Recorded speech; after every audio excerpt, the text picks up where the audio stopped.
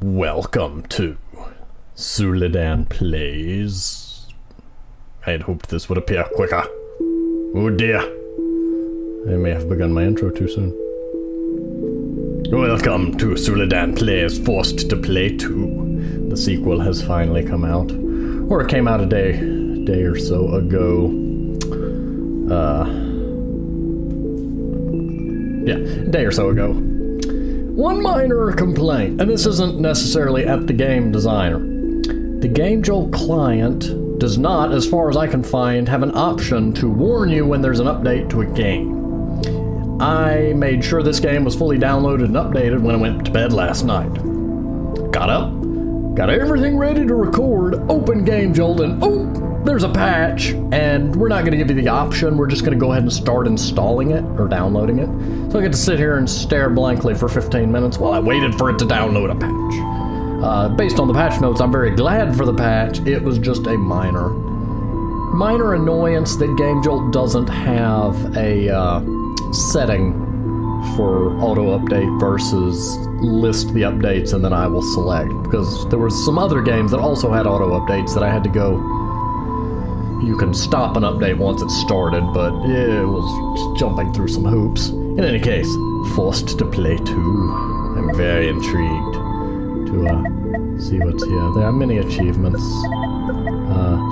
two whole options, and a play button. And I don't know what torture mode is. I didn't click it on the last game either. Let us see. This game does not say. Oh, for heaven's sake! It better be shorter than the last one then, because this is going to be awkward to record. Because I do a level at a time, and I don't plan on playing the entire game today. I was hoping this would be a multi-week thing. We'll see how time goes. And we'll decide from there. Click to walk to the TV, I like that. I like that it's only there when I'm mousing over the right spot. That's a very, very nice thing. Shouldn't I? Okay, fine. We'll click the screen. That one I would have had down here somewhere on the button panel.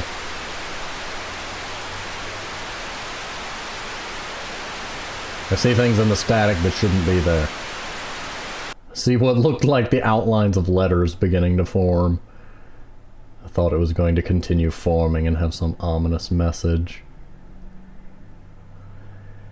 In TV. Ooh. You can pause the game and you can hear the monsters, but oh dear. You look, if you see a white skeleton, flash your light. If you see a dark skeleton, just stare at it. Keep track of your heart rate. I'm curious where you got the number 210 from. I think the fastest I've clocked my heart at ever was like 180, 200. I was very nervous. That's about the fastest I've seen it go. I used to have a watch, well I still have the watch, that it had a built-in heart monitor.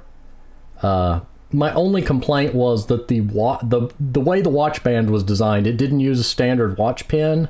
It used what I call proprietary watch band. And the band was made out of a... kind of a rubbery material that within about 1 to 2 years of purchase decays, or by decays, it begins to break apart. They charge an obscene amount of money to buy a new watch band, so I quit wearing it because, you know, the watch band cost half the price of the watch itself. And from a design stance, I feel like they intentionally designed it to use a proprietary watch band just so you would have to buy it from them to try to milk more profit out of you instead of just designing the watch to use a standard band. I mean, I have a smartwatch that uses a standard band. I mean, it shouldn't be hard. I miss Pebble. I don't think I think that company went out, but very good smartwatch. Actually made out of metal and steel. I mean, metal and with a glass screen and everything. It's just really nice. None of these messages have been in any way, shape, or form sponsored. I am rambling. All this because I saw heart rate mentioned. Let me read these controls again. Okay, movement, jumps, pause the game. So this is going to be a two-hand deal, ain't it? Wait, no, but how does air... Oh, I guess... Yeah, I guess I can hit that control key. I'm used to using the left control key for everything. Can I WASD? No, I cannot.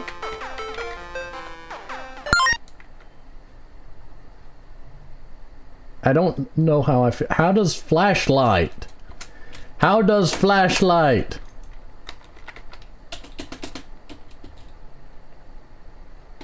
Well, I'm dead. How does this...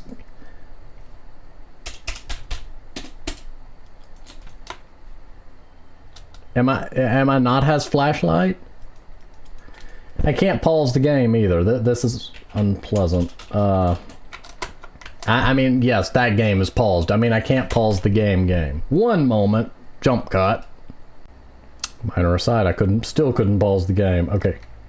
Flashlight is control, but nothing is happening when I hit the control key, so that's what confused... Whoa! I saw an outline there. I thought it was a skeleton. I don't... Oh, great. How does jump?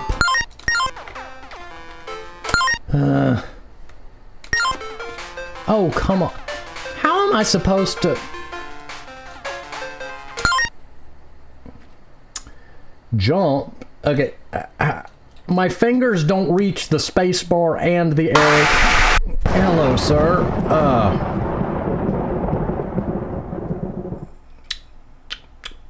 I'm having some minor issues here.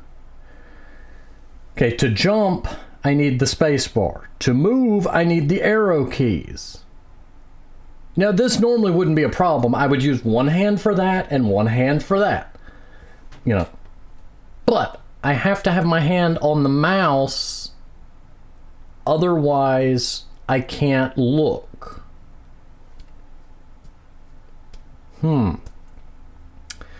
I have a workaround for this involving remapping some buttons, but this appears to be an inefficient control scheme. One theory is that he actually intends the player to physically be playing with his hand. That came out weird. Playing with their hands, and then hit enter and jump back to the mouse, which in most desk setups might work, but this involves me reaching around a large microphone thing that kind of sticks out into my face and, you know, blocks my hand from going that way without either going way up over everything or pulling back to me and going under everything.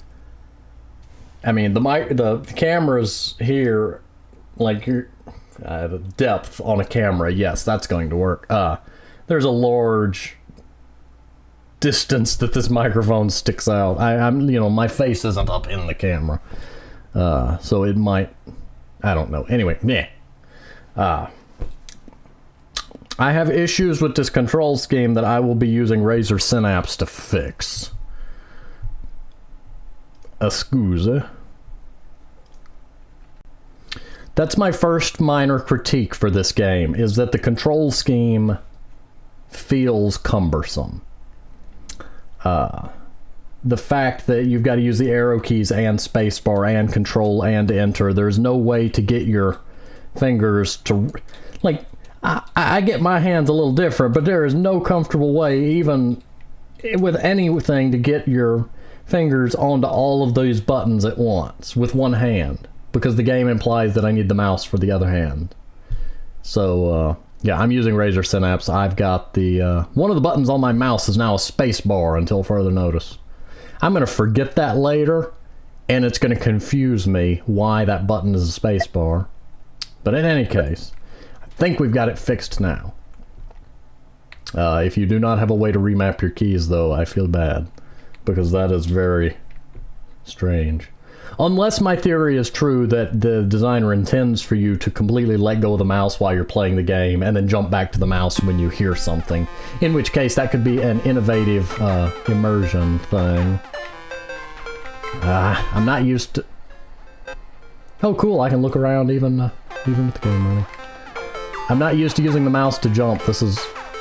Hello, Spike. Okay, white skeleton. Is it the white one you shine the light at and the black one you stare at? There's the anxiety in a horror game like this before you know what you're listening for.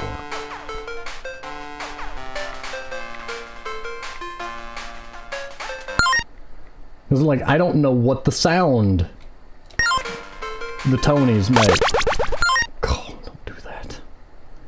I don't much like, this is kind of one of the problems I had with Pizzeria Simulator, is I'm not fond of having to multitask what's going on a monitor while there's going to be subtle noises.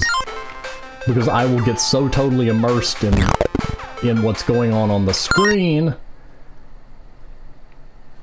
that I won't look around.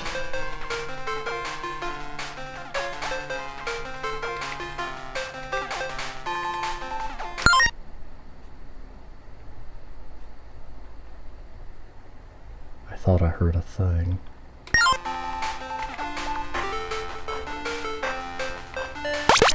Damn it! I know the white one is available here because while I was trying to fix the key, he appeared last time, and okay, I got an achievement apparently. It's gonna be one of those games. When it says you have to finish the whole game in one try, it better be there's just this one level. I want to know what that achievement was, but meh. Did I hit retry our main menu? I don't... Wrong button. Okay, what? Hello, little achievement box. Are you going to live? Are you going to live here now?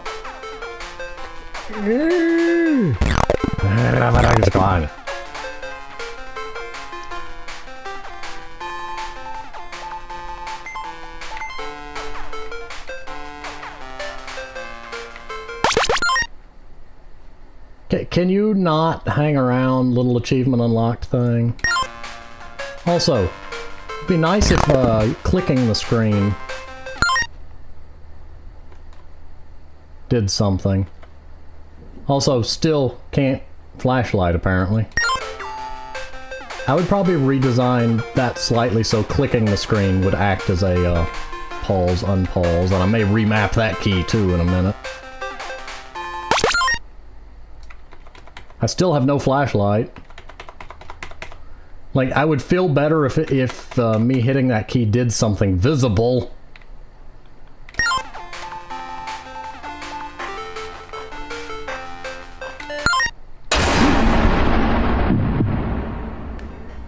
You're completely silent, ain't you?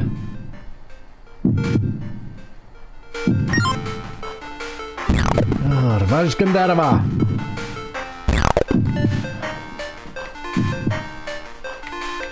Oh, you're a moving spike, I see.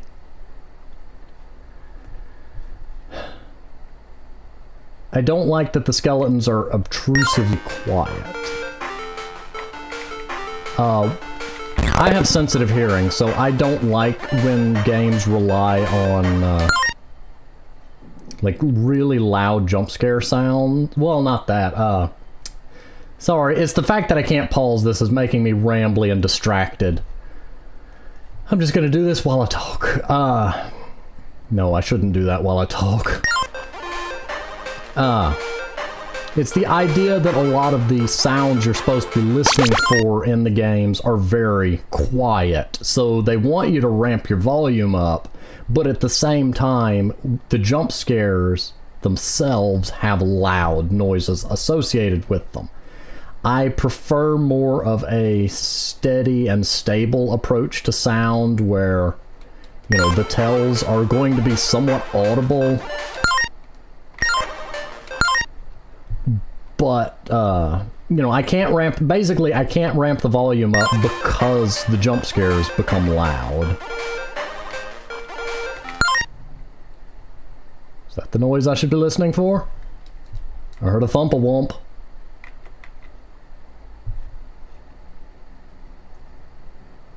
Oh, no, I didn't hear a thump-a-wump. That's a tractor outside.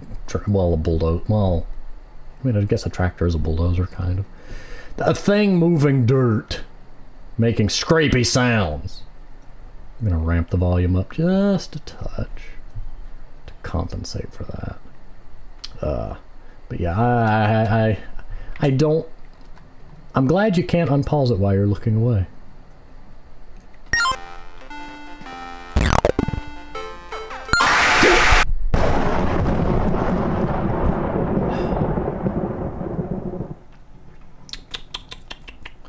Still not fond of that.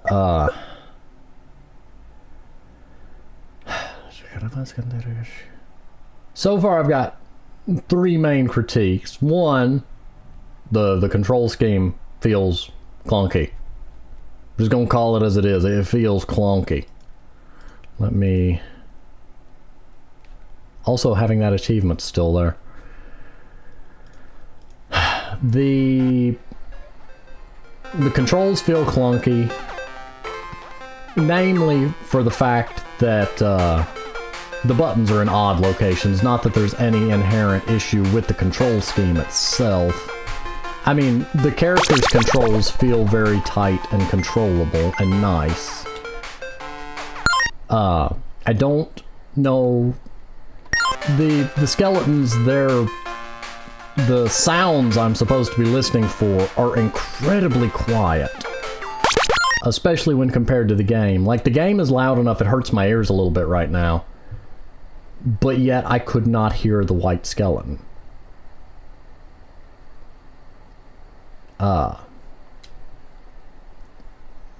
I don't know, like, how long do I have between them appearing and attacking? Like, how long do I have to notice them? That's what I was looking for. I knew that. Like... There's a disparity of sound volume where the game is too loud and the tells are too quiet. I would look into potentially balancing them a little bit better. I do understand it's meant to be harder to hear them with the game going, but you do need some ability to at least be able to notice them, even if it's not perfect, with the game going. Maybe have a little bit of static, have a power flicker, have something discernible happen. But don't make it so super obvious that it breaks the game. I've seen some games that they make the tell so obvious that there's no way to be snuck up on. But it just... the difference in the game volume and the sound of the skeletons, and also, you know, part of it's because it's a Let's Play and I'm constantly talking. There's a disparity of sound issue. The control scheme is a little quirky. And my third critique, I don't know how long the level is, so this may be, you know, I may be right near the end and not know it. I would probably recommend, well, if I knew how long the level was, I could make a better recommendation. Like, if the level goes to 10-1, then we got a problem. If the level goes to 4-1 and that's the end, then yeah, it's, I mean, pretty decent. If the game is longer than this, though, then you're gonna need a checkpoint system. I mean, a save system at some juncture.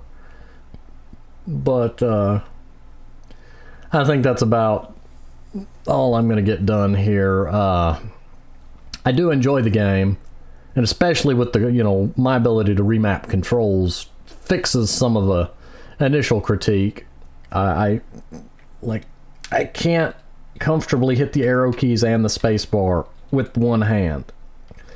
Like, if I stretch I'm stretching my fingers out as far as they'll go. My pinky can just reach the space bar while my index finger can just reach the right arrow key. And that's stretched as far as I'll go.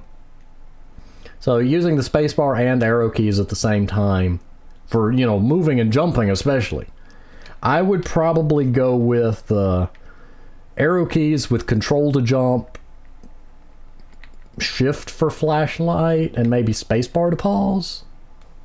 I mean, I'm fine with spacebar being used, but using it for the jump specifically might not be the best idea because of the frequency of you needing movement control and jump to be there side by side with very good synchronicity and, you know, speed.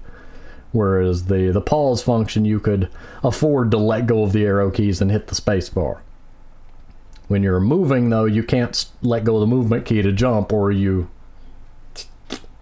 don't make the jump. The flashlight, I don't know if it's working or not, because I was not getting any visual feedback, no clicking sound, nothing to tell me it was working. I know that's a little bit more work, like having the wall light up to show me that, hey, the flashlight is on or off, etc. And the sound disparity between the game volume being too loud and the skeletons being so quiet. Like, even when I did this off camera, I couldn't hear the skeletons with the game not running. At best, the black one made what I perceived as a thump-thump. Like, it sounded like a heartbeat. And that may have been the heartbeat thing. I don't know. I'm puzzled on that. Wrong button. Accidentally flashed the dark skeleton. But, wait. I got that on a game where the white skeleton killed me. I think there was a glitch with that one.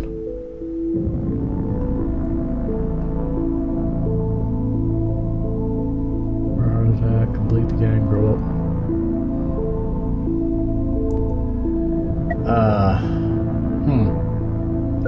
I don't know. I'm intrigued to see where this game goes, but in its current state, it would be more of a bash my head against it until I luck into winning. Depending on what type of system the skeletons are running off. I don't know if they're time-based, random number generator-based. But it's a nice game. I think it needs a bit of polish. The control scheme issue would be my primary concern, because having the arrows for movement and spacebar for jumping on a game that requires you to also use the mouse is a bad mixture. If the game was completely keyboard controlled, that's fine. I mean, it's a little odd, but it's fine. But since the game requires you to use the mouse, it's an odd combination, because you're... Like, I have long fingers and I can barely reach it. Like, the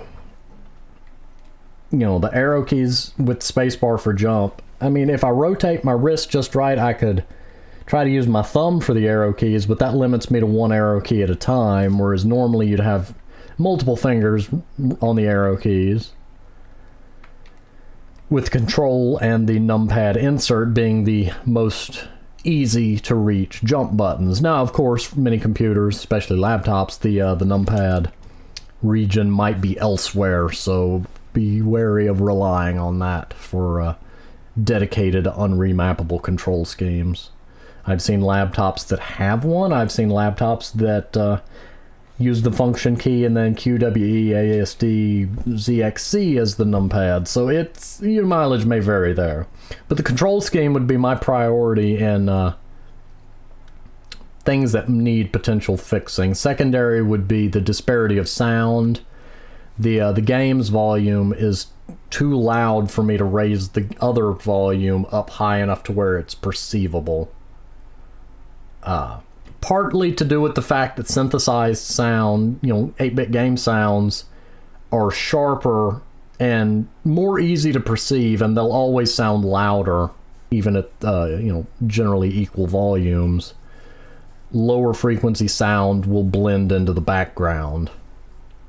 High frequency sounds will pierce. It's a thing. But anyway, I'd look at balancing the sound a little bit to where you can tell when the skeletons are around even with the game off. With the game off, I still couldn't hear them. That part puzzles me. You have some in-game reaction, have a little static, have a little something tell you that, they've moved, they're here, something. But I'm very intrigued to see what further developments happen in this game. And I do know that he is actively... I assume he, because it is Mr. Snake Games with a glorious green mustache, Brom would be proud. He is actively patching this game and fixing things, so I will definitely be looking at this again as further patches and things come out. But I have enjoyed it, and I look forward to it. And I thank you, Mr. Snake Games, for producing it, and for making efforts to fix things. And the third critique was kind of the level structure, but since I don't know how long the level is, I'm a little puzzled on the you have to beat the game in one run rule, but maybe he just hasn't gotten the save system working yet. I don't know. I also don't know how long the game is. If it's a 2-hour long game, that could be problematic, because I don't want to let's play the entire game in one sitting. In any case, I'm going to go ahead and pause here, and I will see you next time. Well, on the next game. Or when this patches sufficiently for me to return to it. Thanks for watching.